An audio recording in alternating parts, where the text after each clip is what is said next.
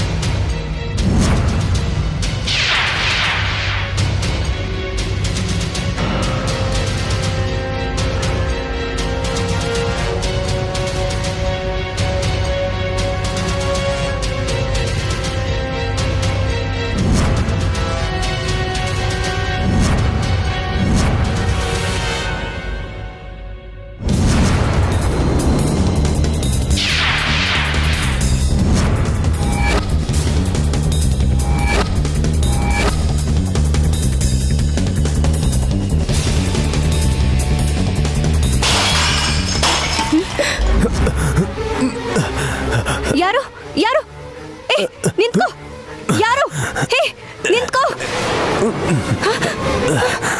ನಿಂತ್ಕೋ ಯಾರು ನಿಂತ್ಕೋ ನಿನ್ಗೆ ಹೇಳ್ತಿರೋದು ನಿಂತ್ಕೋ ಯಾರು ನೀನು ಯಾರು ನೀನು ಅಯ್ಯೋ ನಿಂತ್ಕೋ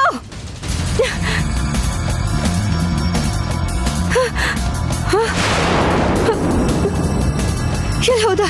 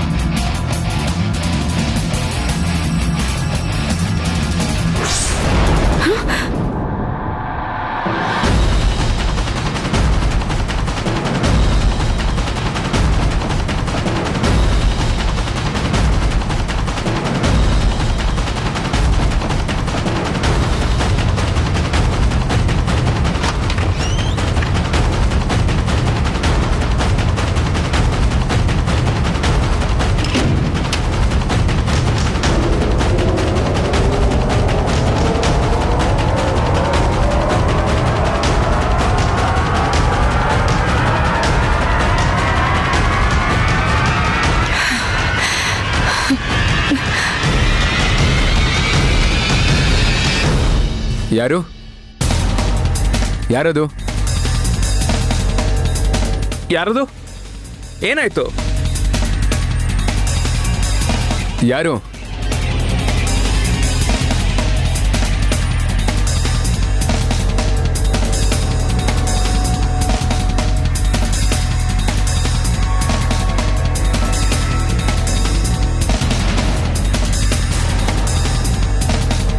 ಏನಾಯ್ತು ಯಾರು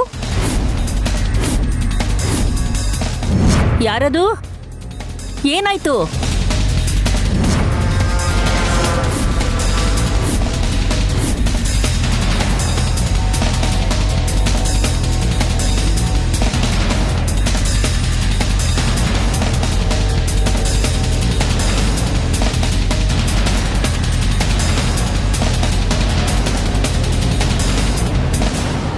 ದೇವಾ ಏನಾಯ್ತು ನನಗೂ ಅದೇ ಅರ್ಥ ಆಗ್ತಾ ಇಲ್ಲ ಇಂದು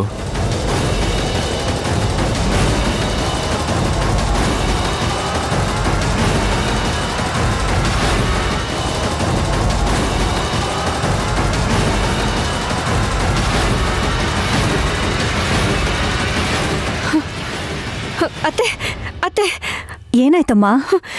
ಮಾವನ್ ರೂಮ್ ಒಳಗಡೆ ಯಾರೋ ಕಳ್ಳ ಬಂದಿದ್ದ.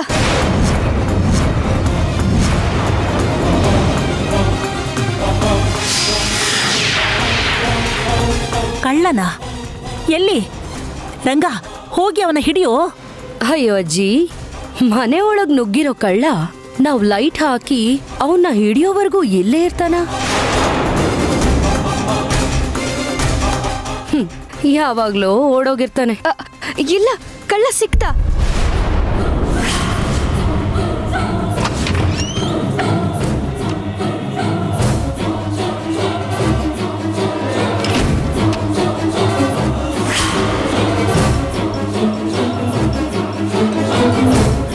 ಸಿಕ್ಕದ್ನ? ಎಲ್ಲಿ? ಮೇಲ್ಗಡೆ ರೂಮು. ಅವನು ರೂಮ್ ಒಳಗೆ ಹೋಗೋದನ್ನ ನೋಡಿ ಆಚೆ ಕಡೆಯಿಂದ ಚಿಲ್ಕ ಹಾಕಿದ್ದೀನಿ. ಯಾವ ರೂಮಲ್ಲಿ? ಒಂದ್ ನಿಮಿಷ. ಆತ್ರ ಪಟ್ಟು ಬಾಗ್ಲು ತೆಗಿಯೋದ್ ಬೇಡ.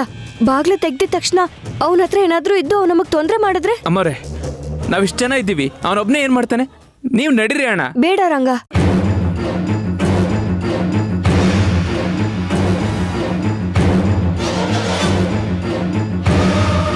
ಅವನ್ ಯಾರೋ ನಿನ್ನೆ ಕೂಡ ಬಂದಿದ್ದ. ನಾನು ಎದ್ದೇಳೋಷ್ಟೊತ್ತಿಗೆ ಹೊರಟೋದ.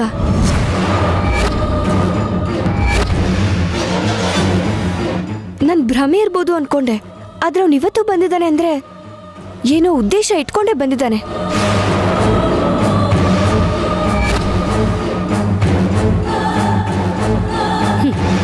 ಉದ್ದೇಶನೂ ಇಲ್ಲ, ಏನೂ ಇಲ್ಲ. ಏನೋ ಕದಿಯಕ್ ಬಂದು ಸಿಕ್ಕಾಕೊಂಡಿದ್ದಾನೆ.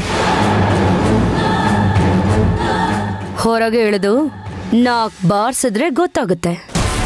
ಇಲ್ಲ ಅಕ್ಕ, ಅವನು ಬರೀ ಕದ್ಕೊಂಡು ಹೋಗೋದಕ್ಕೆ ಅಂತ ಬಂದಿಲ್ಲ. ಕಳ್ಳ ಕಳ್ತನ ಮಾಡೋದನ್ ಬಿಟ್ಟು ಮಾತಾಡ್ಸಕ್ ಬರ್ತಾನ?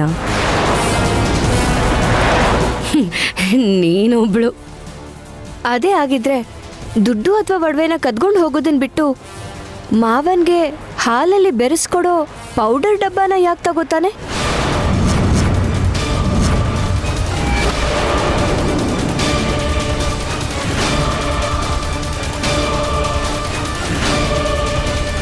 ಆಯುರ್ವೇದಿಕ್ ಡಬ್ಬದ ಜೊತೆ ಅವನಿಗೇನ್ ಕೆಲಸ? ಅಂದ್ರೆ ಮಾವನ್ ದೇಹದಲ್ಲಿ ವಿಷ ಇದೆ ಅಂತ ಡಾಕ್ಟರ್ ಹೇಳಿದಾರಲ್ವಾ ಅತ್ತೆ? ಆ ವಿಷನ ಈ ಔಷಧಿನಲ್ಲೇ ಯಾರಾದ್ರೂ ಬೆರೆಸಿರ್ಬೋದು.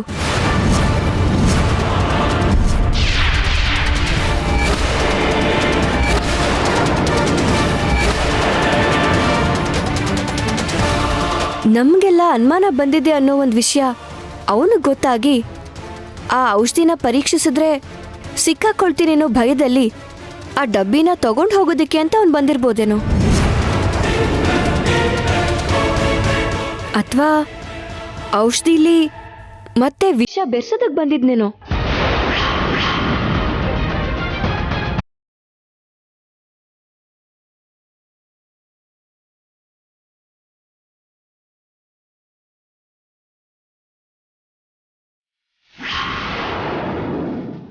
ಒಂದ್ ವೇಳೆ ವೈದೇಹಿ ಹೇಳ್ತಿರೋದು ನಿಜ ಆಗಿದ್ರೆ ಮಾವಂಗೆ ವಿಷ ಕೊಡಬೇಕು ಅಂತ ಅನ್ಕೊಂಡಿದ್ದು ವಾಲಿನೇ ಅಲ್ವಾ? ಹಾಗಾದ್ರೆ ಇವಾಗ ಸಿಕ್ಕಾಕೊಂಡಿರೋದು ವಾಲಿನಾ?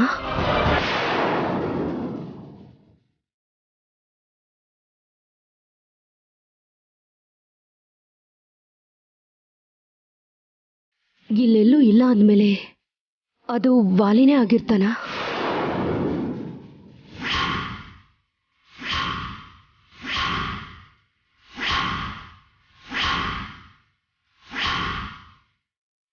ಹಾಗಾದ್ರೆ ನಾನು ಬಾಯಿ ಮುಚ್ಕೊಂಡಿರೋದೇ ಒಳ್ಳೇದು. ಇಲ್ಲ ಅಂದ್ರೆ ವಾಲಿಗ್ ನಾನೇನೋ ಸಪೋರ್ಟ್ ಮಾಡ್ತಾ ಇದ್ದೀನಿ ಅನ್ಕೋತಾರೆ. ಈಗ ನಾವೇನಾದ್ರೂ ಬಾಗ್ಲು ತೆಗೆದು ಅವನು ಒಂದ್ ವೇಳೆ ತಪ್ಪಿಸ್ಕೊಂಡ್ರೆ ನಿಜ ಗೊತ್ತಾಗಲ್ಲ ಅತ್ತೆ. ಹೇಗಿದ್ರು ರೂಮಲ್ಲಿ ಕೂಡ ಹಾಕಿದ್ದೀನಲ್ಲ, ಅವನ್ ಎಲ್ಲೂ ಓಡ್ ಹೋಗೋಕ್ಕಾಗಲ್ಲ. ಪೊಲೀಸ್ ಅವ್ರಿಗೆ ಬರಕ್ ಹೇಳಿ ಹುಷಾರಾಗಿ ಅವ್ರನ್ನ ಹಿಡ್ಕೊಳ್ಳೋದೇ ಒಳ್ಳೇದು.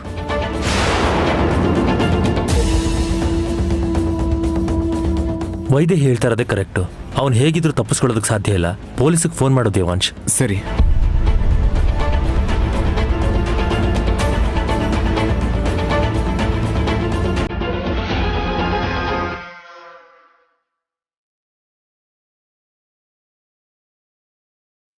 Hello police station.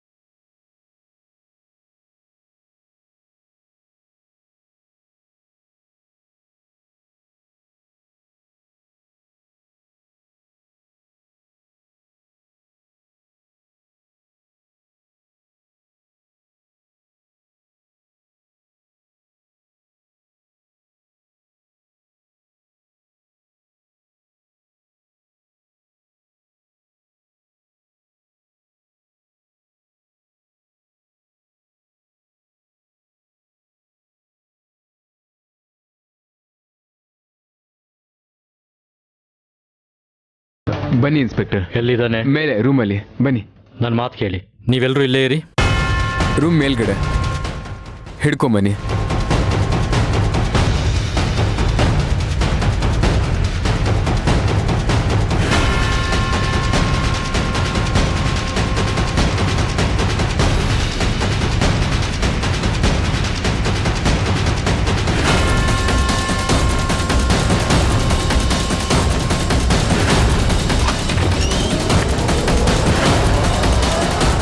ಕಾನ್ಸ್ಟೇಬಲ್ಸ್ ಕರ್ಕೊಂಡು ಬನ್ನಿ.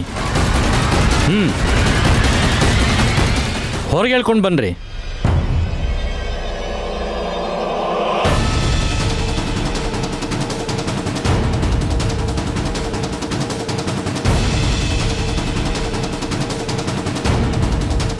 ಕಮಾನ್.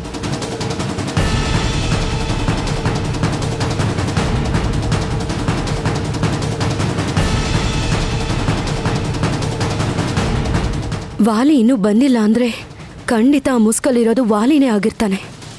ಅಷ್ಟಕ್ಕೂ ಈ ಥರ ಮಾಡಬೇಡ ಅಂತ ನಾನು ಅವ್ರಿಗೆ ಎಷ್ಟು ಸಲ ಹೇಳಿದ್ದೀನಿ. ನನ್ನ ಮಾತಲ್ಲಿ ಕೇಳ್ದ, ಸಿಕ್ಕಾಕೊಂಡ. ಈ ಸಲ ಇವನ್ನ ಕಾಪಾಡೋದು ಕಷ್ಟ.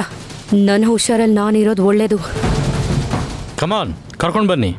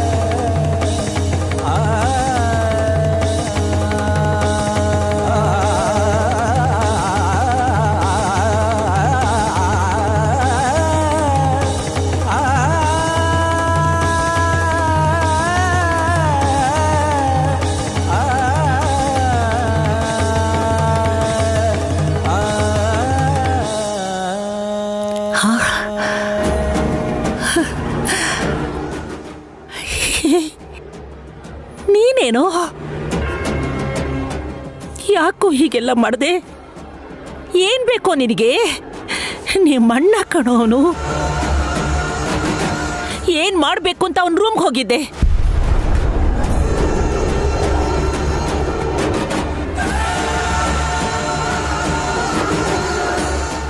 ಅಲ್ಲ ದಯಾ, ಕಳ್ಳನ್ ಥರ ಇಷ್ಟೊತ್ತಲ್ಲಿ ಅವ್ರ ರೂಮ್ ಒಳಗಡೆ ಹೋಗುವಂತ ಅಗತ್ಯ ಏನಿತ್ತು? ರಾಮ ಲಕ್ಷ್ಮಣನ್ನ ನಂಬಿದ್ದಕ್ಕಿಂತ ಜಾಸ್ತಿ ಅವರು ನಿನ್ನನ್ನ ನಂಬಿದ್ರು. ಅಂಥದ್ರಲ್ಲಿ ಅವರನ್ನೇ ಸಾಯಿಸ್ಬೇಕು ಅನ್ನೋ ಯೋಚನೆ ನಿನ್ಗೆ ಹೇಗ್ ಬಂತು? ಯಾಕೆ ಹೀಗೆಲ್ಲ ಮಾಡ್ತಾ ಇದ್ಯಾ ಅಂತ ಹೇಳು.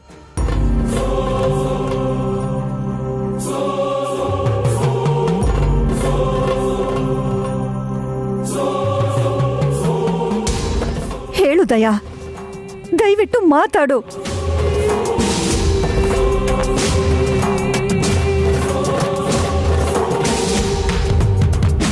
ಅಮ್ಮ, ಒಂದು ನಿಮಿಷ.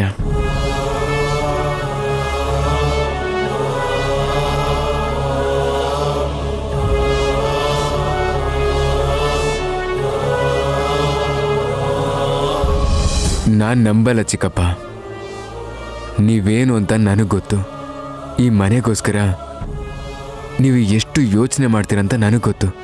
ಕನಸಲ್ಲೂ ಕೂಡ ಅಪ್ಪನಿಗೆ, ನಮ್ಮ ಕುಟುಂಬಕ್ಕೆ ಅನ್ಯಾಯ ಮಾಡಲ್ಲ ನೀವು. ಏನೋ ತಪ್ಪು ನಡೆದಿದೆ ಚಿಕ್ಕಪ್ಪ. ಏನು ನಡೀತು ಹೇಳಿ?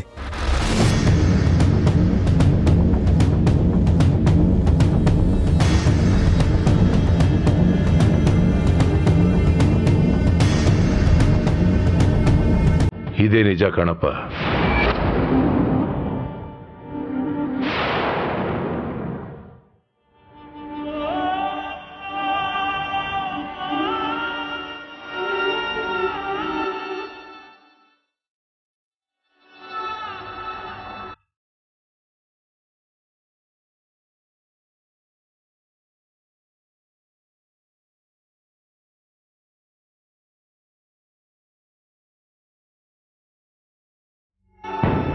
ನಿನ್ ಕಣ್ಮುಂದೆ ಇರುವಾಗ ಬೇರೆ ನಿಜಾನ ಯಾಕೆ ಹುಡ್ಕೋಕ್ ಹೋಗ್ತೀಯ? ಮುಸ್ಕು ಹಾಕೊಂಡು ಅವ್ರ ರೂಮಲ್ಲಿ ಹೋಗಿದ್ ನಾನೇ.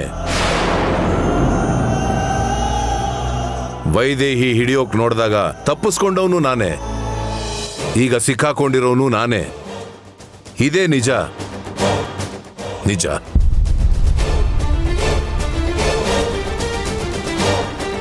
ಚಿಕ್ಕ ಮಾವ ಈ ಕೆಲಸ ಮಾಡಿದ್ದಾರೆ ಅಂದ್ರೆ ನನಗೆ ನಂಬಕ್ಕೆ ಆಗ್ತಿಲ್ಲ. ಯಾಕೋ ಇದು ನಿಜ ಅಲ್ಲ ಅನ್ನಿಸ್ತಿದೆ. ಯಾಕೋ ಇಂಥ ಕೆಲಸ ಮಾಡ್ದೆ? ಅವನೇನ್ ಅನ್ಯಾಯ ಮಾಡಿದ್ನೋ ನಿನಗೆ? ಒಡ ಹುಟ್ಟಿದವನಾಗಿದ್ರು ಸ್ವಂತ ಮಗನ್ ತರ ನೋಡ್ಕೊಂಡಲ್ಲೋ ನಿನ್ನ. ಅವನಿಗೆ ಕೆಟ್ಟದ್ದು ಮಾಡ್ಬೇಕು ಅನ್ನೋ ಬುದ್ಧಿ ನಿನಗೆ ಯಾಕೋ ಬಂತು? ಇನ್ನೇನ್ ಮಾಡ್ಬೇಕು? ಇಬ್ಬರು ಮಕ್ಳಿಗೆ ಜನ್ಮ ಕೊಟ್ಟೆ. ದೊಡ್ಡವನಿಗೆ ಅಧಿಕಾರನ ಕೊಟ್ಬಿಟ್ಟೆ. ನನಗೆ ಬರೀ ಚಾಕರಿ ಮಾಡೋದು ಕೊಟ್ಟೆ.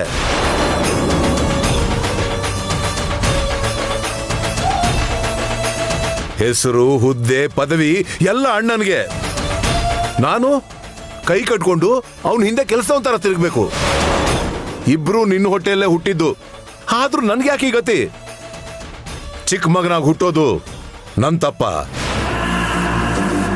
ಆಯ್ತು, ಈ ಚಾಕರಿ ನನ್ನಿಂದ ಮುಗಿಯುತ್ತೆ, ನನ್ನ ಮಗನಿಗೆ ಈ ಗತಿ ಬರಲ್ಲ ಅಂತ ಅನ್ಕೊಂಡ್ರೆ ಅವನಿಗೂ ನನ್ನ ಪರಿಸ್ಥಿತಿನೇ.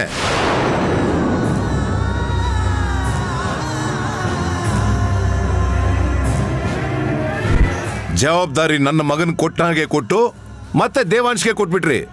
ಅದಕ್ಕೆ ಅಣ್ಣನೇ ಇಲ್ದಿರೋ ಹಾಗೆ ಮಾಡಬೇಕು ಅನ್ಕೊಂಡೆ. ಆಮೇಲೆ ಈ ದೇವಾಂಶಿಂದ ಜವಾಬ್ದಾರಿ ನನ್ನ ಮಗನಿಗೆ ಬರಬೇಕು ಅಂತ ಪ್ಲಾನ್ ಮಾಡಬೇಕು ಅನ್ಕೊಂಡೆ.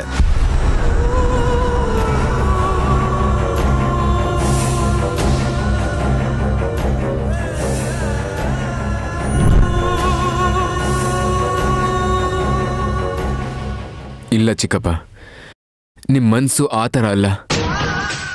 ನೀವು ಹೀಗೆಲ್ಲ ಯೋಚಿಸಲ್ಲ. ನೀವು ಸುಳ್ಳು ಹೇಳ್ತಾ ಇದ್ರು ನಿಮ್ಮ ಕಣ್ಣು ನಿಜ ಹೇಳ್ತಾ ಇದೆ. ನಿಜವಾಗ್ಲೂ ನೀವು ಈ ಆಸ್ತಿಗೋಸ್ಕರ ಆಸೆ ಪಡೋದಾದ್ರೆ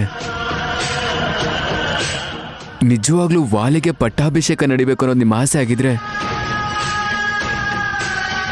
ಅದು ನಿಮಗೆ ಸುಲಭವಾದ ಕೆಲಸ ಚಿಕ್ಕಪ್ಪ.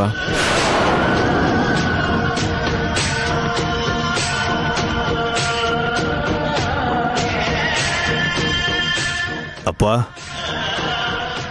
ಯಾಕಪ್ಪ ಇಂಥ ಕೆಲಸ ಮಾಡಿದೆ?